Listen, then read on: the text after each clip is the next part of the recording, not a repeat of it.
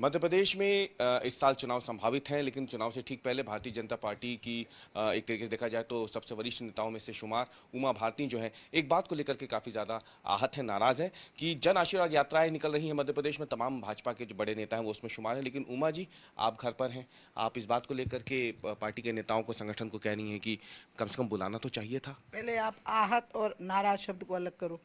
मैं आश्चर्यचकित हूँ कि याददाश्त कमजोर हो गई क्या? क्योंकि मेरे को तो हर चुनाव में याद किया है। तो यात्रा प्रारंभ होने में ऐसे ही निमंत्रण दे देते हो, एक तो फोटो चिपका देते बगल में, तो कोई फर्क नहीं पड़ने वाला था। पहली बात तो आप रूल आउट कर दो। हाँ, लेकिन मुझे आश्चर्य जरूर हुआ है, क्योंकि सरकार बनानी है, आगे भी देश को चलाना है भैया, तो ये कमजोर याददाश्त से काम नहीं चलेगा। क्योंकि 2003 में याद है आप ही चेहरा थी भाजपा का, और 2003 में तो भाजपा ही मध्य प्रदेश में जब आई थी तो आप ही लेकर के आई थी। तो अब ऐसा क्या हो गया कि 2023 में पोस्टर से भी उमा जी गायब और यात्राओं से भी उमा जी गायब? 2003 हो या 2030 हो, भाजपा का चेहरा कमल का फूल और कमल के सिद्धांत होते हैं, भाजपा के सिद्धांत होते हैं, व्यक्ति का कोई महत्व नहीं होता। मैं नहीं मानती हूँ कि मेरी वजह से आया। हाँ, ये जरूर है कि 2003 का बहुमत पार्टी को देश में कभी नहीं मिला, तो इसलिए, लेकिन वो मेरी वजह से नहीं था, वो कार्यकर्ताओं की वजह से था। तो उसको मैं अपने खाते में नहीं डालूंगी। मैं अपने खाते में ये डालूंगी कि मैंने हमेशा पराक्रम की राजनीति की और भाजपा का धरातल तैयार करने में सहयोग किया, चाहे राम जन्मभूमि आंदोलन हो, चाहे तिरंगा आंदोलन हो, चाहे घुसपैठ के खिलाफ आंदोलन हो, मतलब कश्मीर से लेकर कन्याकुमारी तक और असम से लेकर गुजरात तक, जहां पार्टी को जरूरत पड़ी मैं हमेशा मौजूद रही हूँ।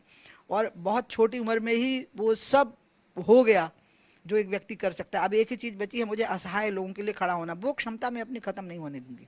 और इस प्रकार से अगर ये कोशिश करेंगे और फिर चुनाव में गिड़गिड़ाएंगे, चिरौरियां करते हैं मेरी, अरे प्लीज नहीं तो मर जाएंगे, तो फिर ये अच्छा नहीं ना कि जरूरत पड़ने पे बिल्कुल पांव में गिर गए और जरूरत खत्म हो गई तो याददाश्त ही कमजोर हो गई। 2020 के उपचुनाव में यही हुआ था शायद। दो दो बार हुआ। 20 के उपचुनाव में तो कोरोना में ग्रस्त थी, बीमार थी, नेगेटिव डिक्लेयर भी नहीं हुई थी, और मुझे तो शिवराज जी बोले कि पीपी किट पहन के ही आ जाऊंगा ऋषिकेश एम्स में आपकी भाभी को साथ लेके। मैंने कहा भैया मैं आती हूँ, और मैं यहाँ पे आ गई थी। शिवराज जी, ये जो आयोजन अभी हो रहा है, मुझे ये बताएगा, ये सब केंद्र के लोग अपनी डिजाइन बना के भेज रहे हैं, इसलिए मैं शिवराज जी को इस मामले में कुछ कहूंगी नहीं। केंद्र के लोगों को जरूर कहूंगी कि थोड़ा हमारे प्रदेश के लोग क्यों अभी थोड़ा भरोसा करके चलो, इनको भी थोड़ा विश्वास में लेके चलो। और जब यहाँ उपचुनाव हुआ था 2-3 सीटों का, तो पृथ्वीपुर सीट पे डिक्लेयर हो गया कि हमें हार जाएंगे। मैंने कहा मैं अभी आती हूँ, और मैं गंगा यात्रा छोड़ के आ गई, मैं जिता के चलेगी उस सीट को।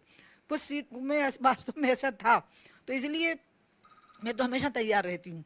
लेकिन हाँ, ये चीज खत्म हो जाएगी ना, तो मुझे जो दिक्कत लगती है आपको बताऊं, नहीं तो मैं अपने जीवन में बहुत खुशमिजाज परिपूर्ण इंसान हूँ, कंप्लीट पर्सन जिसको बोलते हैं।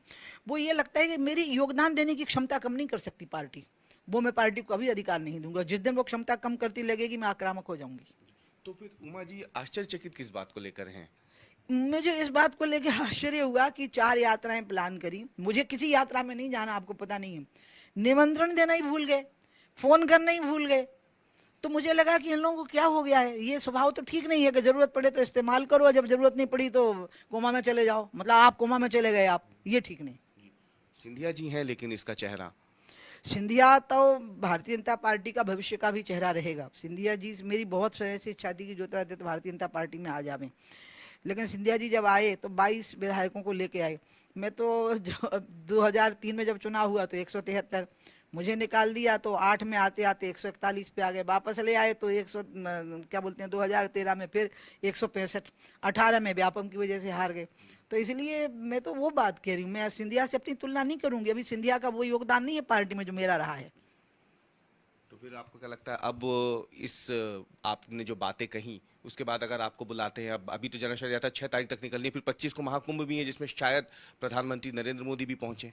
मोदी जी तो जब आ जाते हैं तो सूर्य उगाता है, तो इसलिए मोदी जी समुद्र हैं, उसमें तो सब नदियां समा जाती हैं मोदी जी जैसे समुद्र में। मेरे मन में यही बात है कि अब या तो वो मुझे कुछ कहेंगे नहीं, और अगर कहेंगे भी तो मेरा जवाब यही होगा कि अब 25 के बाद मिलेंगे, अब 25 से पहले तो नहीं मिलेंगे।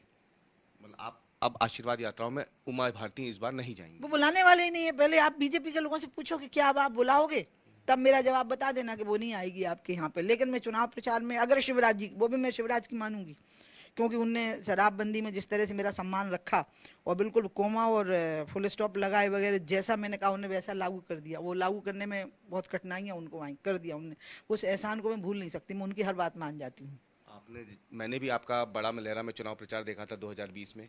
पृथ्वीपुर में उपचुनाव हुए थे, तब भी हमने देखा था, क्योंकि वो विजेंद्र सिंह राठौर के निधन के बाद खाली हुई थी। बुंदेलखंड में तो सबसे बड़ा चेहरा, लेकिन अगर देखा जाए कमल के फूल के बाद, तो वो तो आप ही है ना। तो फिर भारतीय जनता पार्टी वहां पे आपको नजरअंदाज कैसे कर सकती है? मेरा कोई चेहरा नहीं होता भैया, पार्टी का कार्यकर्ता होता है, उसका पसीना होता है, उससे फिर आप आगे बढ़ के आते हैं। ये गलतफहमी से मैं भी मुक्त रहूं और इस गलतफहमी से पार्टी के नेता भी मुक्त हो जाएं, इसलिए मैंने ये बोला पूरा कि तुम गलती से भी उस कार्यकर्ताओं को जिनने धरातल तैयार किया है उनकी अवहेलना मत कर देना, नहीं तो तुम कहीं के नहीं रहोगे, ये कहा है मैंने। तो यहाँ पे अगर देखा जाए तो अभी आपको किस तरीके से स्थिति दिख रही है भाजपा की मध्य प्रदेश में? काफी योजनाएं भी नई नई आ रही हैं, लेकिन सर्वे काफी कुछ गंभीर स्थिति बता रहे हैं भाजपा की। इसमें एक साथ दोनों बातें हैं। पहली चीज कि कांग्रेस की स्थिति बहुत खराब है। दूसरा, मुझे इस पर भी आश्चर्य है कि इसके बाद में भी हमें डर क्यों लगा, इसके बाद में भी हमें इतनी मेहनत क्यों करनी पड़ी। तो हमें आत्मचिंतन करना पड़ेगा कि कांग्रेस की इतनी कमजोर स्थिति में भी अगर कांग्रेस हमें चुनौती लग रही है और हमें इतनी ताकत झोंकनी पड़ी है कि उस ताकत को झोंक देने में इतने थक गए हम कि उमा भारती की खबर ही नहीं रही कि उसको निमंत्रण दिया जाए, ये हालत हो गई। तो ये क्या बात है, इसका आत्मचिंतन कर लो। चुनाव हम जीतने वाले हैं, शिवराज जी ने बहुत मेहनत की है, उसका फल मिलेगा। और लेकिन मुख्यमंत्री फिर अगला? ये तो जगत जी को उत्तर देना है, मेरी पात्रता ही नहीं। जो हमारे राष्ट्रीय अध्यक्ष हैं वो उत्तर देंगे। मैं शिवराज जी का सम्मान बहुत करती हूँ। लेकिन अगर भाजपा में शिवराज जी के अलावा भी अगर आपको कोई और प्रचार के लिए बोले, नड्डा जी हैं, अमित शाह जी हैं, मोदी जी हैं, तब तो आप जाएंगे ना? पहले उनको बोलने दीजिए, फिर मैं आपको बता दूंगी। मैं मीडिया से कुछ छुपाऊंगी नहीं। अब मैंने तय किया है, क्योंकि ये शिक्षा और स्वास्थ्य की सेवाओं को ठीक करने की बात मैं छुपके बोल रही थी कि ताकि सरकार की किरकिरी ना हो। यहाँ बहुत हालत खराब है सरकारी अस्पतालों की, सरकारी स्कूलों की। लेकिन अब मुझे लगा कि अगर मैं खुल के नहीं बोलूंगी तो बात बिगड़ जाएगी। तो मैंने तय किया है कि मैं आपसे, क्योंकि ये तो शेयर हो गया ना कि मैं वहां नहीं थी, तो मैं ये भी शेयर करूंगी कि मैं वहां क्यों नहीं हूं। मैंने प्रश्न कर दिया है फिर ये। तो इसलिए जब आप सार्वजनिक रूप से ऐसा करोगे तो मैं भी सार्वजनिक ही करूंगी। बहुत बहुत धन्यवाद हमसे बात करने के लिए। ये थे मध्य प्रदेश की पूर्व मुख्यमंत्री उमा भारती जी, जिन्होंने आज तक से खास बातचीत की है जन आशीर्वाद यात्रा पे ना बुलाए जाने को लेकर के भी, और मध्य प्रदेश में भाजपा के भविष्य को लेकर के भी। कैमरामैन अमरीश के साथ अवीश पाल सिंह, भोपाल।